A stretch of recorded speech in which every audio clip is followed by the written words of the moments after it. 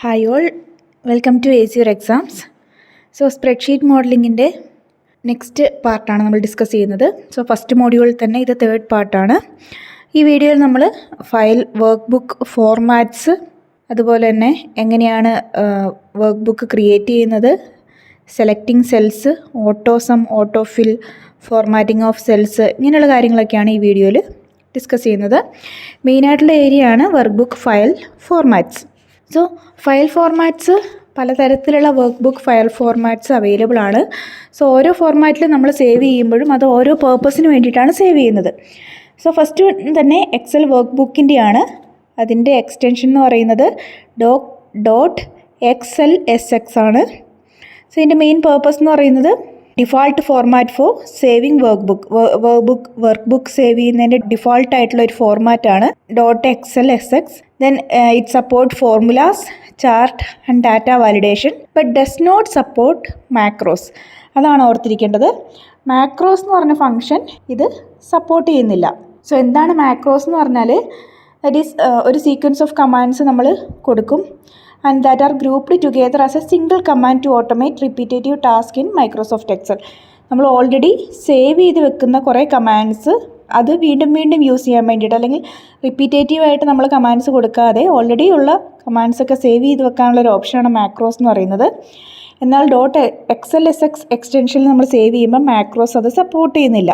Then രണ്ടാമത്തെ file ഫോർമാറ്റാണ് Excel macro enabled വർക്ക് ബുക്കിൽ വരുന്നത്. അതാണ് .xlsm എന്ന് പറയുന്നത്. സോ ഇതിൻ്റെ ഒരു പ്രത്യേകത, നോർമലി സേവ് ചെയ്യുന്ന പോലെ തന്നെ ആണ്, ബട്ട് മാക്രോസ് ഇനേബിൾഡ് ആണ്. സോ റിപ്പീറ്റേറ്റീവ് ആയിട്ടുള്ള ടാസ്കുകൾ ഓട്ടോമേറ്റഡ് ആയിട്ട് നമുക്ക് സ്ക്രിപ്റ്റുകളൊക്കെ സേവ് ചെയ്ത് വെക്കാൻ വേണ്ടിയിട്ട് പറ്റും. ഓക്കെ, സിമ്പിളായിട്ട് പറയാനാണെങ്കിൽ നമുക്ക് എല്ലാ ദിവസവും ഒരു സെയിൽസ് വൗച്ചർ പേജൊക്കെ ആണെന്നെങ്കിൽ എല്ലാ ദിവസവും യൂസ് ചെയ്യേണ്ടത് സെയിം ടൈപ്പ് ഓഫ് വർക്ക് ബുക്കാണ്. അതിൽ ഇപ്പോൾ കമ്പനിയുടെ ലോഗോ വേണം, കോളം ഹെഡിങ് എപ്പം ബോൾഡായിരിക്കും, ദെൻ എന്താണ് അതിൽ സെല്ലിലുള്ള റൈറ്റിങ്സ് ഒക്കെ 14 ആണ് അതിൻ്റെ സൈസ്. ഇതൊക്കെ ഓൾറെഡി നമ്മൾ സെറ്റ് ചെയ്ത് വെച്ചിരിക്കുകയാണെങ്കിൽ എല്ലാ ദിവസവും ഇത് യൂസ് ചെയ്യുമ്പം എന്താണ് ഡിഫോൾട്ട് ഫോർമാറ്റിൽ തന്നെ വരും. സോ അങ്ങനെ ചെയ്യാൻ വേണ്ടി യൂസ് ചെയ്യുന്നതാണ് മാക്രോസ് എന്ന് പറഞ്ഞൊരു ഫംഗ്ഷൻ. ഓക്കെ, നെക്സ്റ്റ് മൂന്നാമത്താണ് Excel 97/2003 workbook, that is .xls ആണ്. സോ ഇത് ഓൾഡർ ഫോർമാറ്റാണ്. 2007 മുന്നേയുള്ള എക്സൽ വേർഷൻസിനാണ് ഇത് അവൈലബിൾ ആവുക.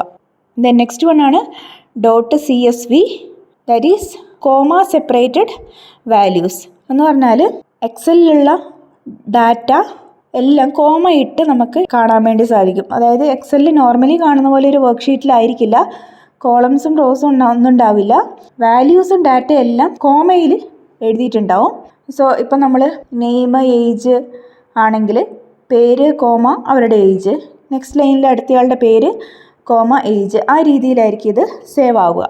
നെക്സ്റ്റ് വൺ എക്സൽ ബൈനറി വർക്ക് ബുക്കാണ്. അതിൻ്റെ എക്സ്റ്റൻഷൻ എന്ന് പറയുന്നത് .xlsb, ദാറ്റ് ഈസ് ലാർജ് ഫയൽസൊക്കെ ഒപ്റ്റിമൈസ്ഡ് ആയിട്ട് കാണാൻ വേണ്ടിയിട്ടാണ് ഈ ഒരു എക്സ്റ്റൻഷൻ യൂസ് ചെയ്യുന്നത്. ദെൻ നെക്സ്റ്റ് വൺ ആണ് എക്സൽ ടെംപ്ലേറ്റ്. ഓക്കെ, അതിൻ്റെ എക്സ്റ്റൻഷൻ എന്ന് പറയുന്നത് .xltx.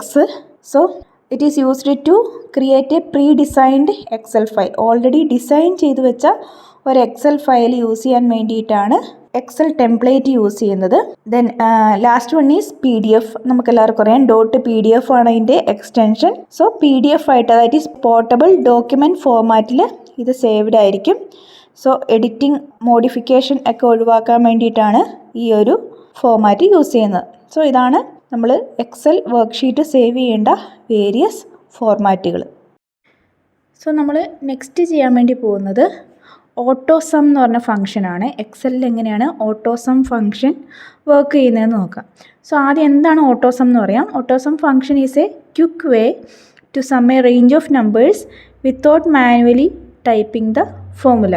ദാറ്റ് ഈസ് ഒരു സീരീസ് ഓഫ് നമ്പേഴ്സ് അല്ലെങ്കിൽ കുറേ നമ്പേഴ്സ് ഒന്നിച്ച് ആഡ് ചെയ്യാൻ വേണ്ടിയിട്ട് നമ്മൾ ഫോർമുലയൊന്നും യൂസ് ചെയ്യാതെ തന്നെ ആഡ് ചെയ്യുന്ന ആ ഒരു ക്വിക്ക് വേനെയാണ് നമ്മൾ ഓട്ടോസം എന്ന് പറയുന്നത്. അതെങ്ങനെയാണ് ചെയ്യാൻ വേണ്ടി പറ്റുക എന്ന് നോക്കാം. സോ ഫസ്റ്റ് തന്നെ നമുക്ക് കുറച്ച് നമ്പേഴ്സ് ഇവിടെ ടൈപ്പ് ചെയ്യാം. Okay,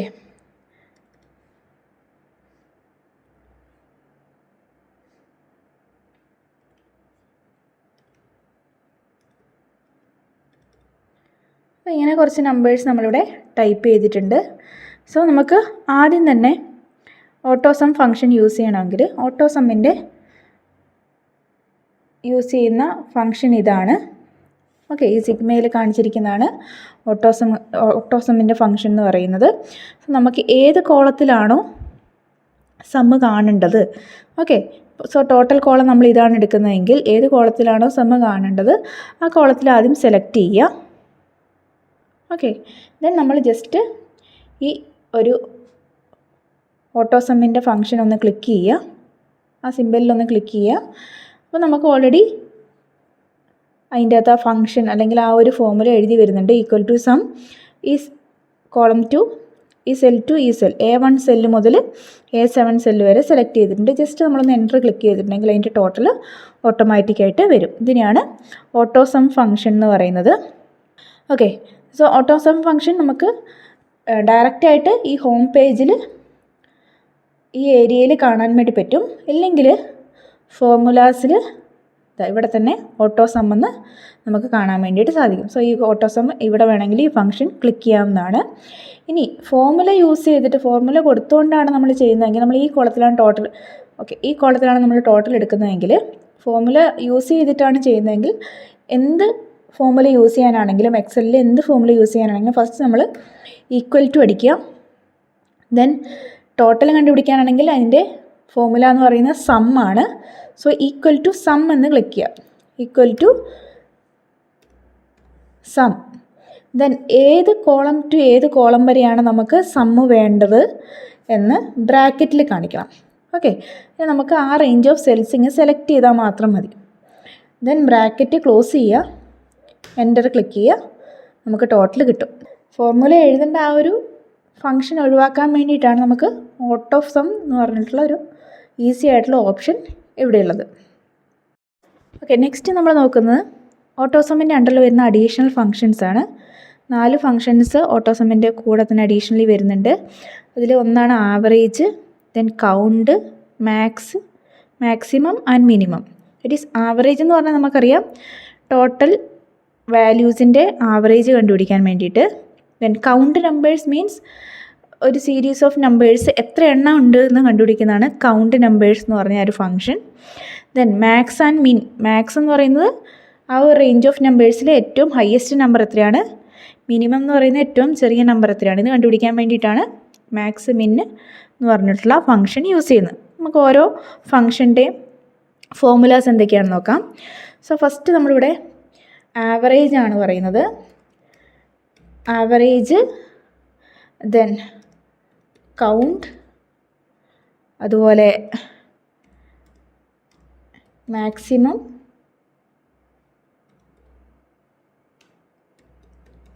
minimum. ഓക്കെ, സോ ഇത്ര ഫങ്ഷനാണ് നമ്മൾ ചെയ്യുന്നത്. നമുക്കിവിടെ കുറച്ച് വാല്യൂസും കൂടി ടൈപ്പ് ചെയ്ത് കൊടുക്കാം. ഓക്കെ, സോ ആവറേജ് കണ്ടുപിടിക്കണമെങ്കിൽ ആവറേജിന് വേണ്ടിയിട്ടുള്ള ഫോർമുല എന്ന് പറയുന്നത് നമ്മൾ ഓൾറെഡി പറഞ്ഞു, ഏത് ഫോർമുല ടൈപ്പ് ചെയ്യുമ്പോഴും ഫസ്റ്റ് ഈക്വൽ ടു ആണ് ക്ലിക്ക് ചെയ്യേണ്ടത്. ദെൻ ആവറേജിൻ്റെ ഫോർമുല എന്ന് പറയുന്ന ആവറേജ് തന്നെയാണ്. ഓക്കെ, നമ്മൾ AV ടൈപ്പ് ചെയ്യുമ്പോൾ തന്നെ AV റിലേറ്റഡ് ആയിട്ടുള്ള ഫോർമുലാസ് വരും. നമ്മൾ അതിൽ നിന്ന് സെലക്ട് ചെയ്യാൻ വേണമെങ്കിൽ അല്ലെങ്കിൽ ഫുള്ളായിട്ട് എടുക്കാം. സോ ഇവിടെ ആവറേജ് ഓൾറെഡി ഉണ്ട്, അതൊന്ന് ഡബിൾ ക്ലിക്ക് ചെയ്യുക. ദെൻ എത്ര ഏരിയ ഏത് നമ്പേഴ്സിൻ്റെ ആണ് ആവറേജ് കണ്ടുപിടിക്കേണ്ടത് ആ ഒരു സെൽ റേഞ്ച് സെലക്ട് ചെയ്യുക. ദെൻ ബ്രാക്കറ്റ് ക്ലോസ് ചെയ്യുക, എൻ്റർ ചെയ്യുക. സോ നമുക്ക് അത്ര നമ്പേഴ്സിൻ്റെ ഒരു ആവറേജ് കിട്ടി. ദെൻ നെക്സ്റ്റ് വൺ നമ്മൾ നോക്കുന്നത് കൗണ്ട് നമ്പേഴ്സാണ്. ഓക്കെ, സോ കൗണ്ട് നമ്പേഴ്സിൻ്റെ ഫോർമുല എന്ന് പറയുന്നത് ഈക്വൽ ടു കൗണ്ടാണ്. ഓക്കെ, സോ COU അടിക്കുമ്പോൾ തന്നെ നമുക്ക് അവിടെ കൗണ്ട് വന്നു. Just enter okay COU count already വന്നു. ഓക്കെ, ദെൻ നമ്മൾ ആ ഒരു ഏരിയ ഏത് ഏരിയ ആണോ വേണ്ടത് സെലക്ട് ചെയ്യുക, അത് ക്ലോസ് ചെയ്യുക, എൻ്റർ അടിക്കുക. സോ നമുക്കിവിടെ നമുക്കറിയാം ഇവിടെ ഓൾറെഡി 9 നമ്പേഴ്സാണ് നമുക്കറിയാം, പക്ഷേ ഇത് കൗണ്ടിൽ 9 വന്നു. അപ്പോൾ നമുക്ക് ഒരു ലാർജ് ഡാറ്റയൊക്കെ ഉണ്ടെങ്കിൽ പെട്ടെന്ന്, അല്ലെങ്കിൽ 1 മുതൽ അല്ലാതെ ഇടയ്ക്കുന്നുള്ള ഇത്ര റേഞ്ച് ഓഫ് നമ്പേഴ്സാണ് നമുക്ക് വേണ്ടെങ്കിൽ അങ്ങനെയുള്ള സമയത്തൊക്കെയാണ് ഈ കൗണ്ടിൻ്റെ ഫംഗ്ഷൻ നമുക്ക് യൂസ് ചെയ്യാൻ വേണ്ടി പറ്റുക. ദെൻ മാക്സിമത്തിൻ്റെ ഫോർമുല എന്ന് പറയുന്നത് മാക്സ് ആണ്, ഈക്വൽ ടു മാക്സിൽ ഏത് റേഞ്ചാണ്, റേഞ്ച് ഓഫ് സെൽസ് സെലക്ട് ചെയ്യുക, ക്ലോസ് ചെയ്യുക, എൻ്റർ. ഓക്കെ, സോ നമുക്കിതിൽ മാക്സിമം ഉള്ള വാല്യൂ 100 ആണെന്ന് മനസ്സിലായി. ദെൻ മിനിമം കണ്ടുപിടിക്കണമെങ്കിൽ മിനിമത്തിൻ്റെ ഫോർമുല എന്ന് പറയുന്നത് മിൻ ആണ്, MIN. Okay, so minimum range of cells select ചെയ്യുക, എൻ്റർ ചെയ്യുക. സോ മിനിമം നമ്പർ അല്ലെങ്കിൽ ഏറ്റവും ചെറിയ നമ്പർ 13 ആണ്. ഈ 4 ഫങ്ഷൻസും കൂടെ ഓട്ടോസമ്മിൻ്റെ അണ്ടറിൽ അല്ലെങ്കിൽ അതിൻ്റെ ഒരു ഗ്രൂപ്പ് ഓഫ് ഫങ്ഷൻസിൽ വരുന്നതാണ്. സോ നെക്സ്റ്റ് നമ്മൾ നോക്കുന്നത് autofill ഫങ്ഷനാണ്. Autofill is a powerful tool in Excel that allows users to quickly copy values, formulas and create sequences. എക്സലിൽ പെട്ടെന്ന് വാല്യൂസ് കോപ്പി ചെയ്യുക അല്ലെങ്കിൽ ഫോർമുലാസൊക്കെ കോപ്പി ചെയ്യാൻ വേണ്ടിയിട്ട് യൂസ് ചെയ്യുന്ന ഒരു പവർഫുൾ ആയിട്ടുള്ള ടൂളാണ് ഓട്ടോഫിൽ എന്ന് പറയുന്നത്. സോ നോർമലി നമ്മൾ മാനുവലി ഡാറ്റ ഇങ്ങനെ ടൈപ്പ് ചെയ്യുന്ന ടൈം ഒഴിവാക്കാൻ വേണ്ടിയിട്ടാണ് റിപ്പീറ്റഡ് ആയിട്ട് വരുന്ന ഡാറ്റയും അല്ലെങ്കിൽ ഒരു സീക്വൻഷ്യലായിട്ട് വരുന്ന ഡാറ്റയും ഇങ്ങനെ ടൈപ്പ് ചെയ്യുന്ന ഒഴിവാക്കാൻ വേണ്ടിയിട്ട് അല്ലെങ്കിൽ ഈസിലി സ്പീഡപ്പായിട്ട് നമുക്ക് പ്രൊസീജിയേഴ്സ് നടത്താൻ വേണ്ടി യൂസ് ചെയ്യുന്ന ഒരു ഫംഗ്ഷനാണ് ഓട്ടോഫിൽ എന്ന് പറയുന്നത്. ഓക്കെ, സോ ഓട്ടോഫില്ലിൻ്റെ കുറച്ച് യൂസേജസ് ഞാൻ പറഞ്ഞുതരാം. അത് ഫസ്റ്റ് തന്നെ നമുക്ക് നമ്പേഴ്സിൻ്റെ കേസിലാണെങ്കിൽ ഇപ്പോൾ നമ്മളിവിടെ 1 എന്ന് പറഞ്ഞ നമ്പർ ടൈപ്പ് ചെയ്തു. ഓക്കെ, സോ ഇതിൻ്റെ സൈഡിൽ റൈറ്റ് സൈഡിൽ ബോട്ടം കോർണറിൽ ഒരു ചെറിയ സ്ക്വയർ കാണും. സോ അവിടെ പിടിച്ച് നമ്മൾ ഡ്രാഗ് ചെയ്യുകയാണെങ്കിൽ എത്ര സെല്ലിലോട്ട് വേണമെങ്കിലും നമുക്ക് ഈ 1 തന്നെ കോപ്പി ആയിട്ട് വരും. ഓക്കെ, അതൊരു ഓട്ടോഫിൽ ഫങ്ഷനാണ്. ഇനി ഒരു സീക്വൻസ് ആണ് നോക്കാനാണെങ്കിൽ 1 മുതൽ നമുക്ക് സീക്വൻസ് ആയിട്ടാണ് നമ്പർ വേണ്ടതെങ്കിൽ ഫസ്റ്റത്തെ കോളത്തിൽ 1 സെലക്ട് ചെയ്തു, സെക്കൻഡ് സെല്ലിൽ 2 സെലക്ട് ചെയ്തു. ഓക്കെ, ദെൻ ഇത് രണ്ടും കൂടി ഒന്നിച്ച് സെലക്ട് ചെയ്യുക. ദെൻ അതുപോലെ തന്നെ നമ്മൾ നേരത്തെ പറഞ്ഞ പോലെ തന്നെ റൈറ്റ് സൈഡ് ബോട്ടം കോർണറിൽ ഒരു ചെറിയൊരു സ്ക്വയർ കാണാൻ വേണ്ടി പറ്റും. സോ അവിടെ നമ്മൾ ജസ്റ്റ് മൗസ് കൊണ്ട് വെക്കുമ്പോൾ തന്നെ അതൊരു ബോൾഡായിട്ടുള്ള ക്രോസ് കാണാൻ വേണ്ടി പറ്റും. സോ അങ്ങനെ വന്നു കഴിഞ്ഞാൽ ജസ്റ്റ് ഡ്രാഗ് ചെയ്താൽ മതി. സോ 1 2 3 എന്നുള്ള ആ സീക്വൻസ് ആയിട്ട് നമുക്ക് താഴേക്ക് നമ്പേഴ്സ് കിട്ടും. സോ ഈസി ആയിട്ട് നമുക്ക് നമ്പേഴ്സ് ടൈപ്പ് ചെയ്യാൻ വേണ്ടി പറ്റും. 1 2 3 4 എന്ന് റിപ്പീറ്റ് ആയിട്ട് എഴുതേണ്ട കാര്യമില്ല. ഓക്കെ, അതുപോലെ തന്നെ ഇതേ യൂസ് ചെയ്തിട്ട് നമുക്ക് വേറെ പല ഫങ്ഷൻസും ഉണ്ട്. അതിലൊന്നാണ് ഡേയ്സ്. ഇപ്പോൾ നമ്മൾ മൺഡേ എന്ന് ടൈപ്പ് ചെയ്തു, ദെൻ ആ സെല്ല് സെലക്ട് ചെയ്യുക, ദെൻ അതുപോലെ തന്നെ ഡ്രാഗ് ചെയ്താൽ വീക്ക് ഡേയ്സ് ഇങ്ങനെ കണ്ടിന്യൂസ് ആയിട്ട് മൺഡേ ട്യൂസ്ഡേ വെനസ്ഡേ ദെൻ റിപ്പീറ്റേറ്റീവായിട്ട് അത് വന്നുകൊണ്ടേ ഇരിക്കും. അതുപോലെ തന്നെയാണ് മന്തിൻ്റെ കേസിൽ ഫസ്റ്റ് ജാനുവരി ടൈപ്പ് ചെയ്തു, ദെൻ നമ്മൾ ഡ്രാഗ് ചെയ്തിട്ടുണ്ടെങ്കിൽ മന്തുകൾ കണ്ടിന്യൂസ് ആയിട്ടുള്ള മന്ത്സ് വരും. ഇനി നമുക്ക് ഇപ്പം നമ്പേഴ്സ് സീക്വൻസ് ചെയ്യുമ്പം ഒരു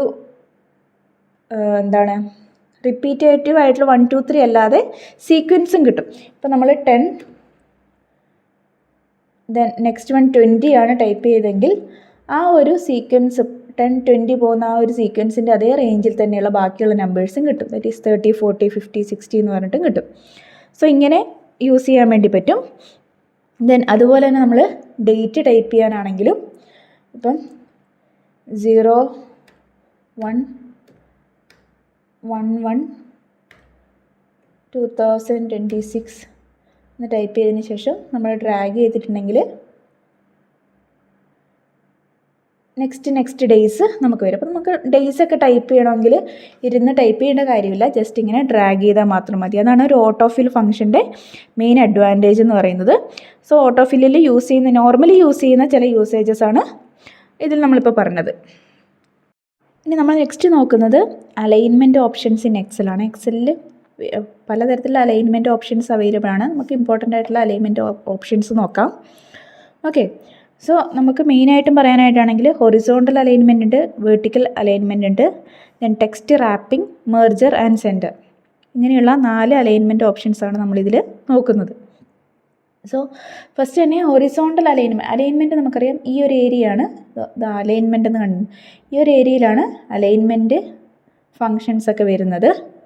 സോ എന്താണ് ഹൊറിസോണ്ടൽ അലൈൻമെൻറ്റ്? ഹൊറിസോണ്ടൽ അലൈൻമെൻറ്റിൽ text left centre right, that is left, ഇതാണ് ലെഫ്റ്റ് അലൈൻമെൻറ്റ് വരുന്നത്. ലെഫ്റ്റ് അല്ലെങ്കിൽ സെൻറ്റർ ദെൻ റൈറ്റ്, ഇങ്ങനെയുള്ള 3 അലൈൻമെൻറ്റ് ഓപ്ഷൻസാണുള്ളത്. അപ്പോൾ നമുക്ക് ജസ്റ്റ് ഒന്ന് എഴുതി നോക്കാം. ഇവിടെ നമ്മളിപ്പം കുറച്ച് വലിയ കോളം വരയ്ക്കും. ഓക്കെ, നമ്മൾ എന്തെങ്കിലും ടൈപ്പ് ചെയ്തിട്ടുണ്ട്. ദെൻ നമുക്കിതിനെ ലെഫ്റ്റ് അലൈൻമെൻറ്റ് ചെയ്യണമെങ്കിൽ ഈ ഒരു ഓപ്ഷനിലാണ് അലൈൻ ലെഫ്റ്റ്, കണ്ടോ.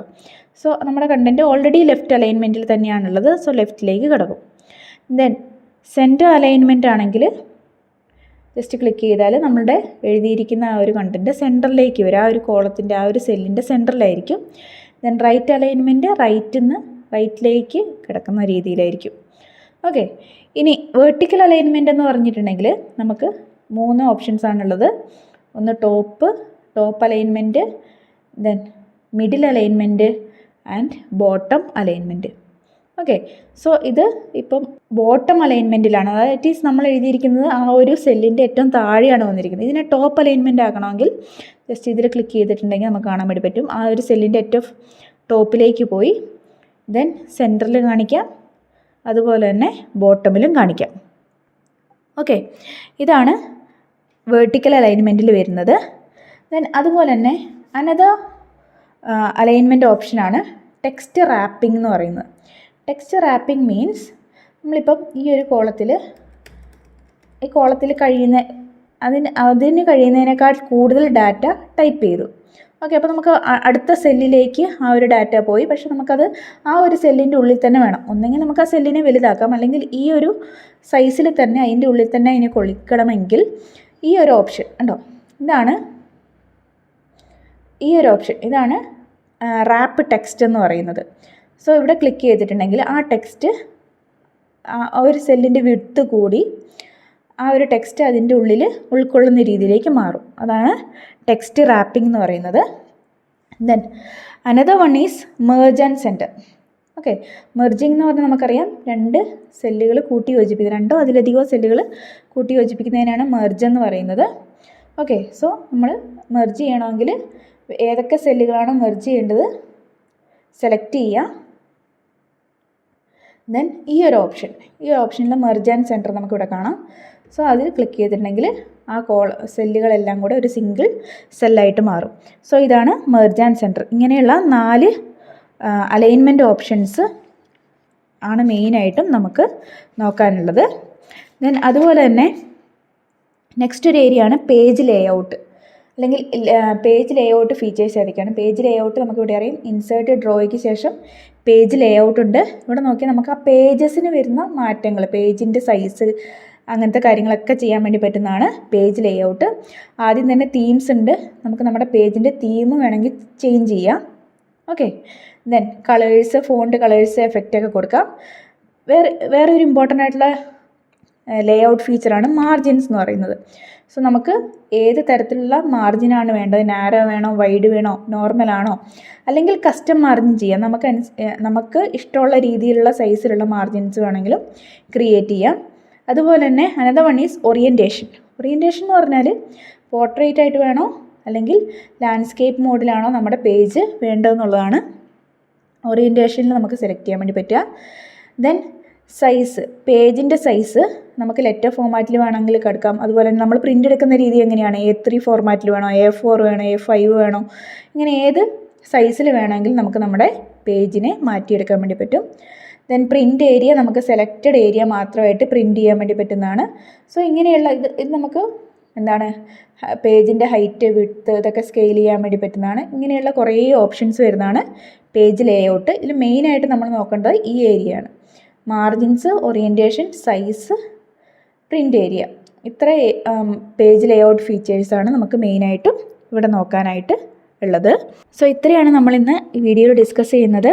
ആദ്യം തന്നെ എക്സലിൻ്റെ വേരിയസ് ഫോർമാറ്റ്സ്, നമ്മൾ ഫയൽ സേവ് ചെയ്യുന്നതിൻ്റെ വേരിയസ് ഫോർമാറ്റ്സും ഓരോ ഫോർമാറ്റിൽ എന്താണ് അതിൻ്റെ ഫങ്ഷൻസ് വരുന്നതെന്നുള്ളതും പറഞ്ഞു. ദെൻ അതുപോലെ തന്നെ ഓട്ടോസമ്മിൻ്റെ അണ്ടറിൽ വരുന്ന വേരിയസ് ഫങ്ഷൻസ്, ദെൻ ഓട്ടോഫിൽ ഫങ്ഷനിൽ വരുന്ന കുറച്ച് കാര്യങ്ങൾ നമ്മൾ നോക്കി. അതുപോലെ തന്നെ ഫോർമാറ്റിംഗ് ഓഫ് സെൽസ്, അതിൽ മെയിനായിട്ടും അലൈൻമെൻറ്റ് ഓഫ് സെൽസ് നോക്കി. ദെൻ ലാസ്റ്റായിട്ട് പേജ് ലേഔട്ട്, ആ ഒരു ഏരിയയും കൂടെ നമ്മൾ ഡിസ്കസ് ചെയ്തു. സോ എല്ലാവർക്കും മനസ്സിലായെന്ന് വിചാരിക്കുന്നു. കൂടുതൽ വീഡിയോസിനായിട്ട് ചാനൽ മറക്കാതെ ഒന്ന് സബ്സ്ക്രൈബ് ചെയ്യുക. താങ്ക്